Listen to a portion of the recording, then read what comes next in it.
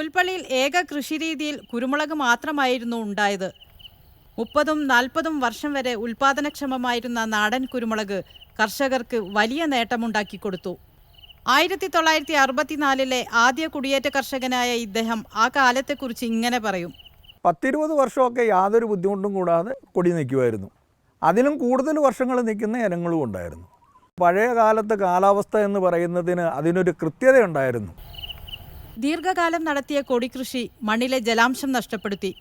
കുരുമുളക് നഷ്ടമായതോടെ വയനാടിൻ്റെ മണ്ണിന് ചേരാത്ത കവുങ്ങ്, റബ്ബർ എന്നിവയിലേക്ക് കർഷകർ മാറി. മണ്ണിൻ്റെ വരൾച്ചയ്ക്ക് ആക്കം കൂട്ടുകയായിരുന്നു ഇതെല്ലാം. കാലാവസ്ഥയിൽ വന്ന മാറ്റം വേറെയും. രാസവളവും അതുപോലെ തന്നെ വലിയ വളങ്ങളൊക്കെ ഇട്ടിട്ടാണ് നമ്മുടെ ഇവിടെ കൃഷി ചെയ്തത്. അതുകൊണ്ട് തന്നെ നമ്മുടെ ഇവിടുത്തെ മണ്ണിൻ്റെ യഥാർത്ഥ കാരണന്മാർ പറഞ്ഞാൽ പുളിപ്പൊക്കെ നഷ്ടപ്പെട്ട് അല്ലെങ്കിൽ അതിൻ്റെ ഗുണമൊക്കെ നഷ്ടപ്പെട്ട് പോയിരിക്കുകയാണ്.